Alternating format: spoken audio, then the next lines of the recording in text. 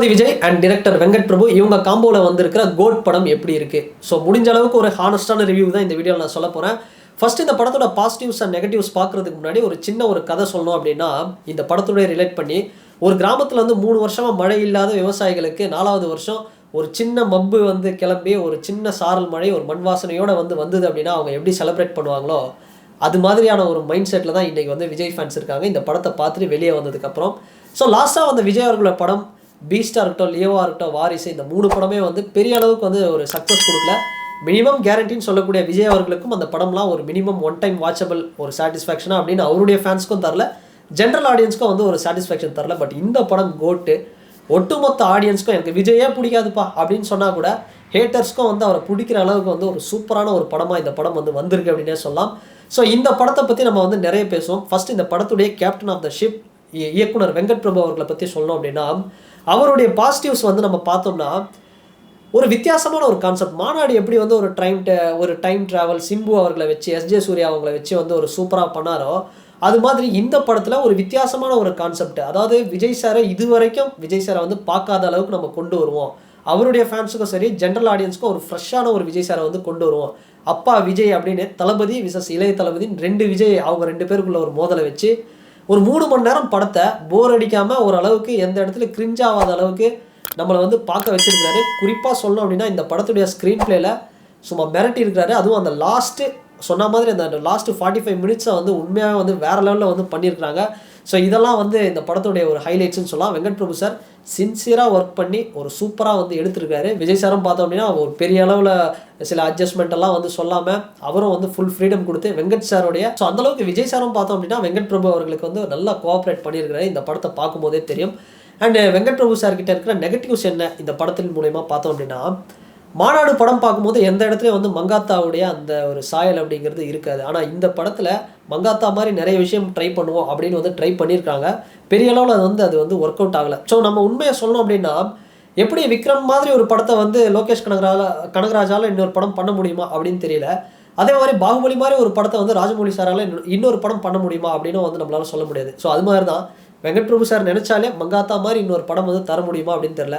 So அது மாதிரி தான் சில சீன்ஸ் எல்லாம் இந்த படத்தில் வந்து ட்ரை பண்ணியிருக்காங்க. ஓப்பனிங் இன்ட்ரோடக்ஷன் சீன்ஸாக இருக்கட்டும், இல்லை அதுக்கப்புறம் வரக்கூடிய அந்த குடிச்சிட்டு ஒரு மாதிரி அந்த ஃபன் பண்ணுற அந்த சீனாக இருக்கட்டும், நிறைய சீன்ஸ் வந்து மங்காத்தா சாயலில் வந்து வருது.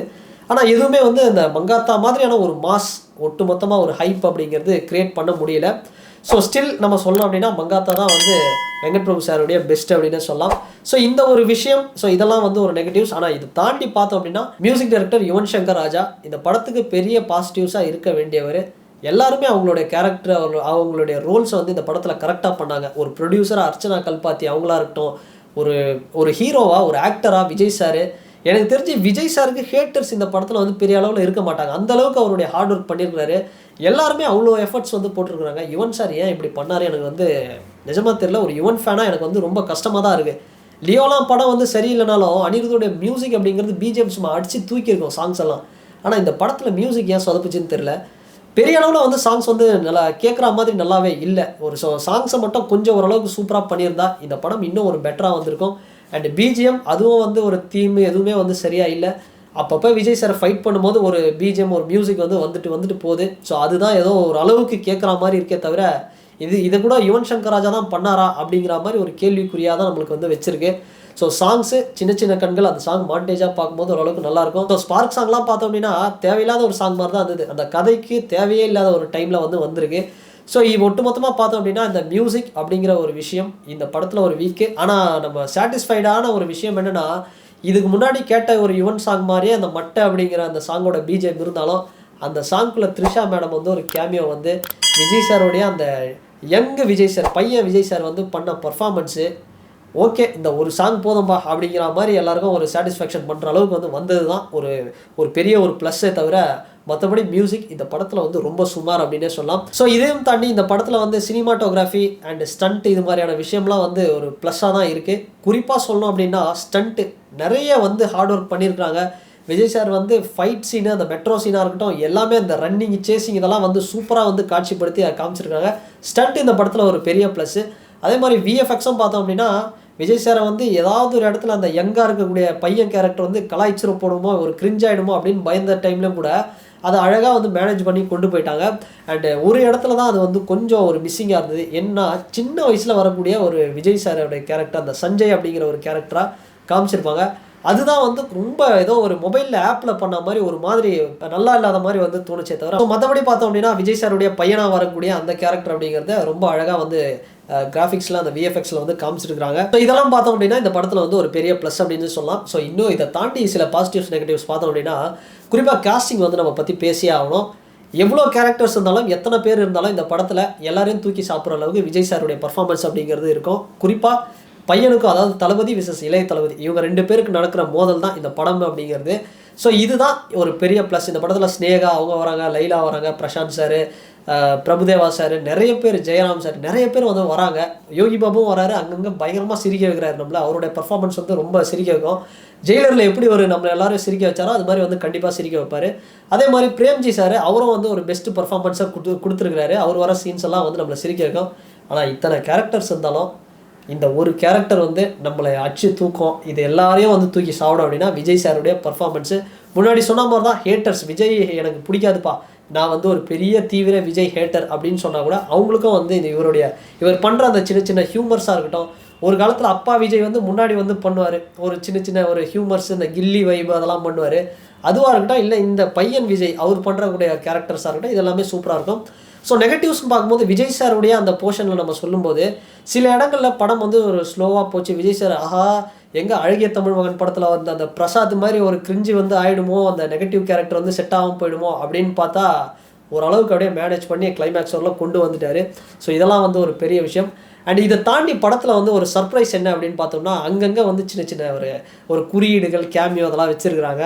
ஒரு இடத்துல வந்து தோனி அவர் வந்து களமிறங்குற மாதிரி வந்து வச்சுருக்காங்க. இன்னொரு இடத்துல வந்து விஜய் சாரோட பொண்ணு வந்து அஜித் சார் ஃபேனாக வந்து ஒரு இடத்துல அப்படியே மங்காத்தா பிஜிஎம்லாம் வரும்போது தியேட்டரே வந்து அப்படியே ஃபயராக இருந்தது. ஸோ இது மாதிரியான விஷயம்லாம் வந்து அங்கங்கே சின்ன சின்ன ஒரு கேமியோ மாதிரி இருக்கும். நடிகர் சிவகார்த்திகேயன் வந்து இந்த இடத்துல வராரு. அவர் சொல்கிற ஒரு டைலாகும் விஜய் சார் சொல்கிற டைலாகும் ரிலேட் பண்ணி பார்த்தோம்னா நான் வந்து என்டர்டெயின் பண்ணுறேன், கிட்ஸ் எல்லாம் வந்து பார்த்துக்கிறேன், இந்த சினிமா வந்து நான் பார்த்துக்கிறேன், நீங்கள் அரசியலுக்கு போங்க, வேற ஒரு வேலை இருக்குது அப்படிங்கிற மாதிரிலாம் ஒரு சில விஷயத்த வந்து இன்டெரக்டாக வச்சுருக்காங்க. ஃபைனலி இந்த கோட் படத்தை தியேட்டரில் போய் நம்பி பார்க்கலாமா வேணாமா அப்படின்னு வந்து சொல்லணும் அப்படின்னா கண்டிப்பாக இந்த படத்தை ஃபேமிலியோடு போயிட்டு அழகாக வந்து ஒரு 3 மணி நேரம் என்ஜாய் பண்ணிட்டு வரலாம். அப்படி தான் படம் இருக்குது. ஃபர்ஸ்ட் ஹாஃப் வந்து கொஞ்சம் ஒரு சின்ன தோய்வு இருந்தாலும் அங்கங்கே ஏறும் இறங்குமே தவிர ரொம்ப மோசமாலாம் இருக்காது. பட் இதை எல்லாமே தாண்டி ஒரு செகண்ட் ஹாஃப் அப்படிங்கிறது குறிப்பாக கடைசி ஒரு 45 நிமிஷம் படம் வந்து பரபரப்பாக சூப்பராக வந்து போகும். ஸோ ஸ்டில் வெங்கட் பிரபு சாருடைய பெஸ்ட் எதுன்னு கேட்டால் நம்ம மங்காத்தா தான் சொல்லும். ஏன்னா நம்ம உண்மையை ஒத்துக்கணும். அதாவது மங்காத்தா படம் மாதிரி இந்த படம் வந்து வரணும், ஒரு 100 டைம்ஸ் பெட்டராக வரணும் அப்படின்னு தான் வந்து இந்த படத்தை எடுத்தாங்க. ஸோ ஆனால் மங்காத்தா படம் மாதிரி இது இருக்கா அப்படின்னு கேட்டால் இல்லை அப்படின்னு தான் சொல்லணும். அது வேற ஜனர், இது வேற ஜனர். இருந்தாலும் மங்காத்தாவில் இருக்கக்கூடிய அந்த சீன்ஸு, மாசு, அது மாதிரி மியூசிக்கு நிறைய விஷயங்கள் இந்த படத்தில் வந்து குறையும். ஸோ இதெல்லாம் குறைஞ்சா கூட ஒரு வாட்டி போயிட்டு நம்ம சூப்பராக பார்த்துட்டு வரலாம்ப்பா ஃபேமிலியோட. அந்த அளவுக்கு தான் இந்த படம் வந்து ஒரு ஃபீலை கொடுக்கும். ஸோ அதனால் படம் வந்து ஓவர் ஹைப்பு, ஓவர் எக்ஸ்பெக்டேஷன்ஸ் இதெல்லாம் இல்லாமல் என்னடா இது ஜெயிலர் மாதிரி இல்லையே, ஒரு விக்ரம் மாதிரி இல்லையே, ஒரு பெரிய லெவலில் இல்லையே அப்படிங்கிற எந்த ஒரு எக்ஸ்பெக்டேஷன்ஸும் இல்லாமல் அழகாக போய் ஒரு 3 மணி நேரம் தியேட்டரில் உட்காந்திங்க அப்படின்னா நிறைய சஸ்பென்ஸ் இருக்குது, நிறைய சர்ப்ரைஸ் இருக்குது, ட்விஸ்ட் அண்ட் டர்ன்ஸ் இருக்குது. படம் வந்து ஃபேமிலியோடு போய் உட்காந்து பார்த்தீங்க அப்படின்னா ஒரு நல்ல படம் பார்த்த ஒரு நல்ல ஒரு என்டர்டெயின்மெண்ட் அப்படிங்கிறது இந்த படத்தில் வந்து கிடைக்கும். அண்ட் ஃபைனலி இந்த படத்தை பற்றின உங்களுடைய கருத்துக்கள், இந்த படத்தை யாராவது பார்த்துருந்தீங்க அப்படின்னா உங்களுடைய கருத்துக்களை வந்து இந்த கமெண்ட் செக்ஷனில் பதிவிடுங்க. இல்லை நான் இனிமேல் தான் பார்க்க போகிறேன் அப்படின்னாலும் படத்தை பார்த்துட்டு வந்து உங்களுடைய கருத்துக்களை வந்து பதிவிடுங்க. அண்ட் இந்த வீடியோ உங்களுக்கு பிடிச்சிருந்ததுன்னா லைக் பண்ணுங்கள், ஷேர் பண்ணுங்கள், கமெண்ட் பண்ணுங்கள், சப்ஸ்கிரைப் பண்ணுங்கள். அண்ட் வேறு ஒரு வீடியோவில் வேறு ஒரு கண்டென்ட்டில் நான் உங்களை பார்க்குறேன். பாய்.